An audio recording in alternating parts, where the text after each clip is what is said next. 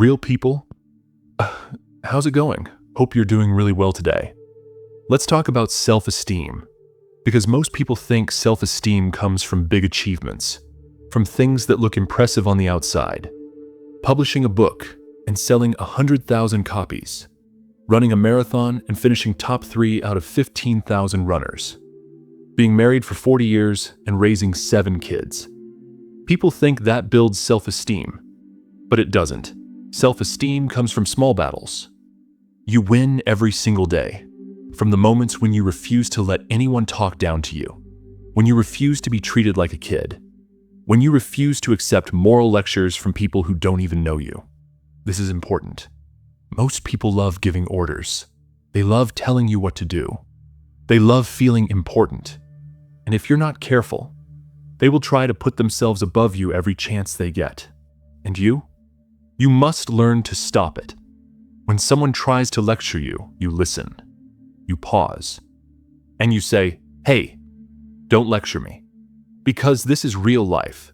Most people are walking around with the need to feel superior, to look like they know everything, to act like they can tell you how to live. And almost everyone avoids responsibility at their job. Whenever there's a conflict, you'll hear things like, "I don't know anything. I just follow orders. Talk to management." That's escaping responsibility. And suddenly, you're the one dealing with the problem. There's another concept you need to understand. Displaced aggression. That's when someone takes all the frustration they've been building up from their boss, their family, their partner, their kids, and dumps it on you. Not because you deserve it, but because you're the only one they feel safe attacking. It's like, "My boss crushed me today, but since I can't say anything to him, I'll unload all my anger on this person right here."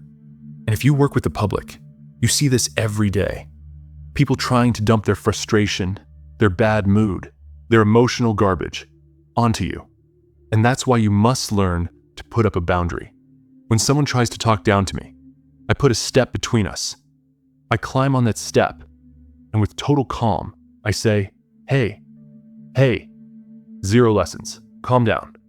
Take it easy." Because I am not going to carry someone else's frustration, especially someone I don't even know. So let me tell you what happened. 2 situations. One on August 7th, the other on August 8th, back to back. I was flying to Colombia for 3 weeks, and a week earlier on August 1st, I found a parking garage. I spoke with the woman working there, arranged everything, asked if I could pay, asked if she wanted to leave a note. She said, "Don't worry, there are always spots." I wasn't 100% convinced, but fine, I trusted her. Fast forward to August 7th, just 12 hours before my flight. I arrive, and the woman isn't there. Instead, there's a guy with a grumpy face, reading glasses hanging from his neck, staring at me like I'm ruining his day. Not friendly at all, but the garage is half empty, so I relax. I walk over and say, "Hi, how are you?" He says, "Yes?" I explain everything. He cuts me off. "There are no spots." "What do you mean? The place is half empty. No free spots, and there's no woman working here." I say, "Hold on, I literally talked to her." He says, "Probably someone doing substitutions." And that's when I stop him. "Hey, don't give me any moral lessons. Keep that attitude for yourself. I came here a week ago. I reserved a spot. You're telling me now there aren't any? Calm down." Instantly, he changes. Because I raised my step, I stopped swallowing his bad attitude. I set a boundary. 0 lessons, just facts. What's happening? Yes or no? He apologized, explained the situation, said there were no spots. So I left, drove a few blocks, found a better garage, cheaper, with a kind employee. Perfect. Now, the second case. August 8th, the day of the flight. I bought an eSIM, but when I activated it, nothing worked. No number, no internet, no WhatsApp. So I call my phone company, a company that's always treated me well, always respectful. But this time, the rudest person on earth. I ask, "Hi, do you know about eSIMs?" She answers, "If I didn't know, I wouldn't work here.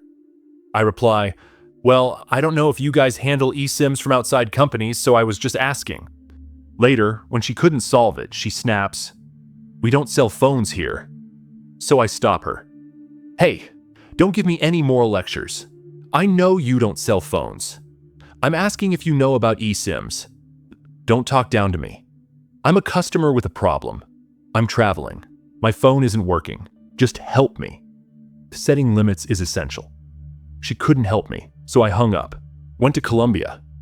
Eventually, everything worked fine. But I stayed calm because I had set a boundary. Because I made it clear. Nobody gets to humiliate me. Nobody gets to talk down to me. Nobody gets to lecture me. Respect goes both ways. Always ask for respect. Always demand basic manners respectfully. Put a step between you and anyone who tries to step on you, and stand on it, so they come back down to your level. Because if you don't stop this behavior, it builds up inside you. It burns you out, and eventually, you'll do the same to someone else.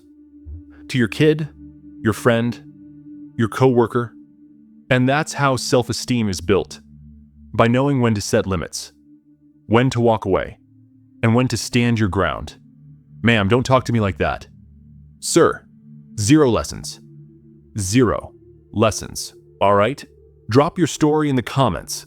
A moment when someone tried to talk down to you, or tried to dump their frustration on you. I'll be reading you, sending you a big hug. Real people.